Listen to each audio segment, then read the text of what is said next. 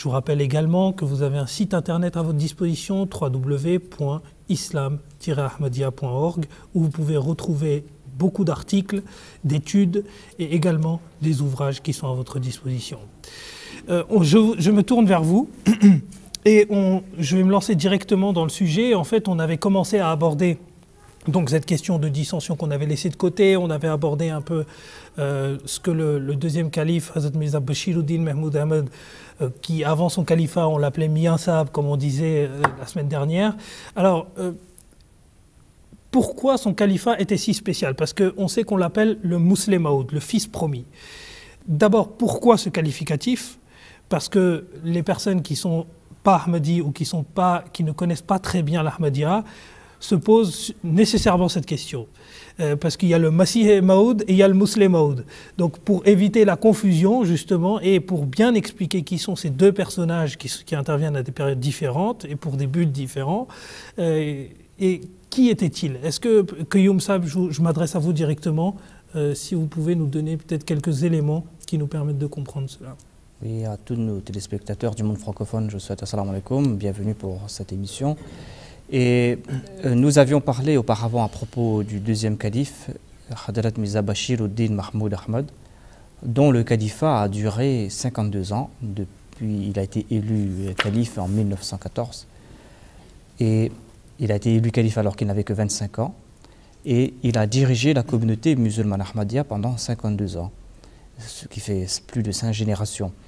Il a accompli de grandes œuvres, mais sachez que ce qu'il devait accomplir, tout cela était en accord à des prophéties qui ont été faites par le Messie premier alayhi salam, qui était son père, mais qui était aussi le Messie promis, dont l'avènement a été prophétisé par le saint prophète Mohammed sallallahu alayhi wa sallam.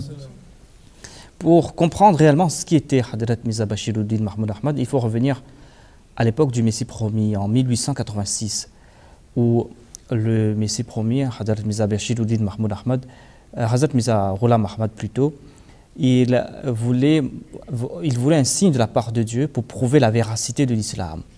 Et c'est là que, pendant plusieurs jours, il est parti dans une ville qui s'appelle Hoshiarpur pour aller accomplir une retraite spirituelle, pour implorer Dieu, pour lui dire de lui montrer, de lui donner un signe. Et après cette retraite spirituelle, Dieu lui a révélé qu'il aura un fils qui possédera 52 qualités. Nombre de qualités, parmi lesquelles il est dit qu'il sera pétri de connaissances séculières et religieuses, et qu'il va libérer ceux qui sont asservis. Et il est dit que ce signe, c'est un signe de la véracité de l'islam, c'est un signe de la véracité du saint prophète Mohammed Mustafa sallallahu alayhi wa sallam.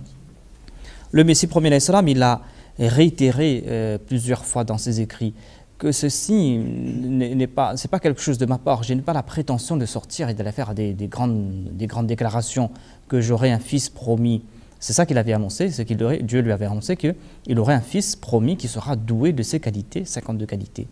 Et imaginez à l'époque que le Messie premier alayhi salam, il n'était même pas conscient s'il aurait un fils, si ce fils allait vivre autant d'années, si ce fils allait accomplir ces grandes œuvres.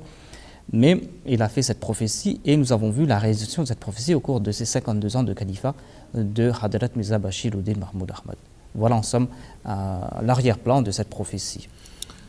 Je voudrais aller même avant la prophétie du Messie promis alayhi salam.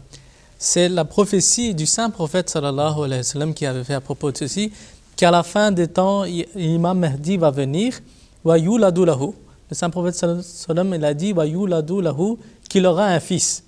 Donc il fallait qu'à la fin des temps, donc on voit qu'en fait c'est un système de la part de Dieu. Il fallait que le Messie promis sallam aille à Hoshiarpur, il aille faire les prières et il revient avec cette prophétie parce que cette prophétie elle avait été donnée au saint prophète sallallahu alayhi wa sallam. Donc il fallait qu'il y ait un fils promis qui vient dans la maison du Messie promis et qui possède des qualités. Quelqu'un peut dire que c'est vrai, il y a tout le monde vient, ils ont des enfants, etc. Ça continue, la vie continue. Mais là, le fait que le saint prophète sallallahu alayhi wa sallam a précisé que la fin des temps, le Mahdi va venir, il aura un fils, ça prouve en fait que ce fils, il allait être spécial. Et on voit avec le temps que ce fils, il a fait des choses extraordinaires pour la communauté musulmane, Ahmadiyya, et aussi pour le monde musulman. Donc on va citer quelques exemples comment Hazrat Musleh Maud il a servi non seulement la communauté musulmane Ahmadiyya, mais aussi les autres musulmans qui n'étaient pas musulmans. Pour ce complément de réponse.